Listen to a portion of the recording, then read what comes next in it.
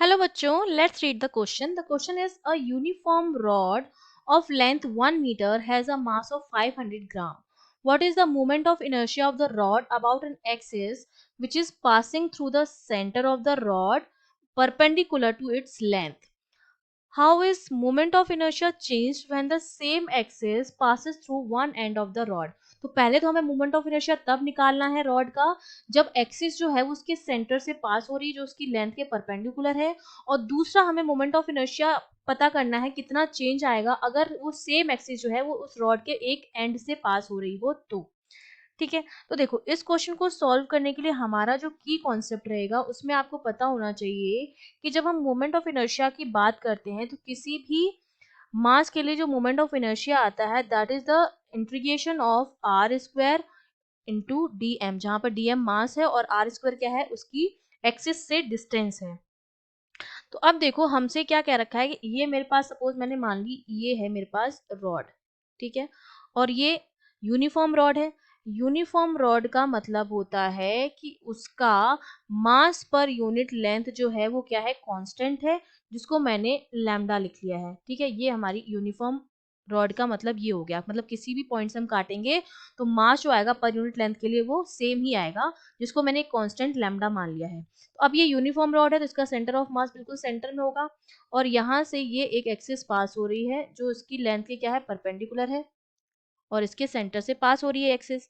ठीक है, यही हमें बोला गया था। तो ये वाली इधर वाली जो हो जाएगी लेंथ ये l/2 इसके इस तरफ से, और इसके इस तरफ से भी l/2 सेंटर से पास हो रही है ये एक्सिस सेंटर ऑफ मास से, बेसिकली यूनिफॉर्म रॉड है इसलिए। अब हमने क्या किया कि इस रॉड से x डिस्टेंस दूर यहाँ पर एक dx थिकनेस का क्या ले लिया, एक पार्ट ले लिया है, ये x डिस्टेंस है।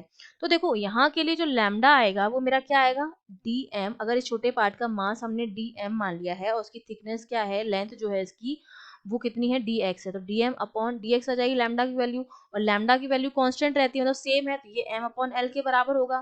तो यहाँ से dm जो मेरा आ गया वो किसके बराबर हो गया, m अपॉन l dx के बराबर हो गया। तो अब मैं ये जो वैल्यू है वो अपने मोमेंट ऑफ इनर्शिया के फॉर्मूले में रख सकती हूँ।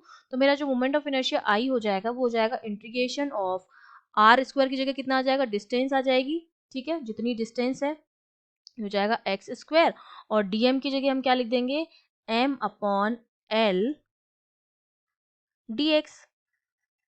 ठीक है, तो m अपॉन एल जो आपका आ जाएगा वो तो आपका क्या आ जाएगा, बाहर आ जाएगा, और एक्स स्क्वायर का जो इंटीग्रेशन होता है वो हो जाएगा एक्स क्यूब अपॉन 3। ठीक है, ये हमारे पास क्या आ गया है, मोमेंट ऑफ इनर्शिया आ गया है जब एक्सिस जो है वो पास हो रही है इसके सेंटर से और इसकी लेंथ ये क्या है, परपेंडिकुलर है, m अपॉन एल की जगह।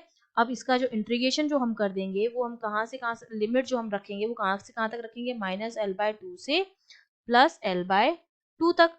तो देखो हमारा ये जो मोमेंट ऑफ इनर्शिया आई हो जाएगा वो क्या हो जाएगा, m अपॉन एल, और ब्रैकेट में हो जाएगा l cube upon 24 plus L cube upon, ये आपके पास हो गया 24। ठीक है, एक बार +l/2 रखा, एक बार -l/2 रखा, इसको सॉल्व करेंगे तो ये वैल्यू आ गई ml²/12 के बराबर। ठीक है, तो ये तो हमारा आ गया मोमेंट ऑफ इनर्शिया जब एक्सिस जो है उसके सेंटर से पास हो रही है और उसके परपेंडिकुलर है। ठीक है, और यहाँ पर वैल्यू रख देते हैं हम मास की। मास हमें दे रखा है 500 ग्राम है तो किलोग्राम में 0.5 हो जाएगा, इनटू लेंथ 1 मीटर दे रखी है, 1 का स्क्वायर 1 अपॉन 12।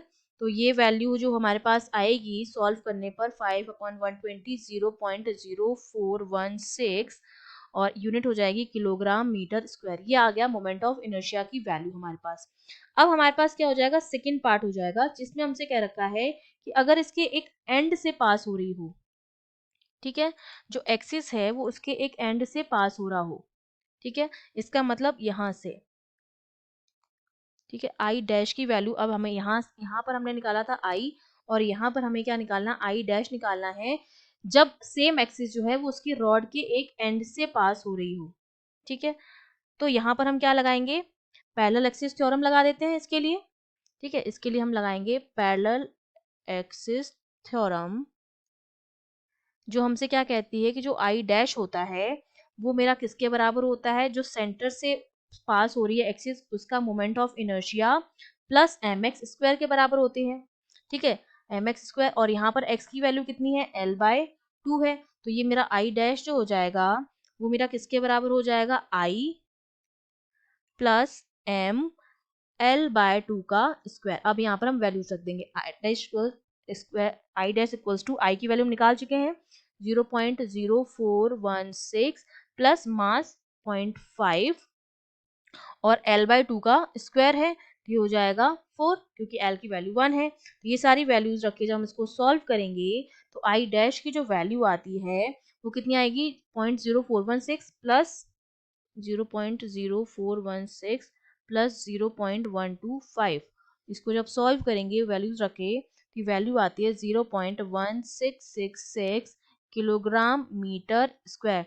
इतना जो है मोमेंट ऑफ इनर्शिया में क्या आ जाएगा, चेंज आ जाएगा। पहले आ रहा था 0.0416 और अब आ रहा है 0.166 किलोग्राम मीटर स्क्वायर। तो ये हमारा क्या आ जाएगा, इसमें चेंज आ जाएगा। I hope you understood well, all the best.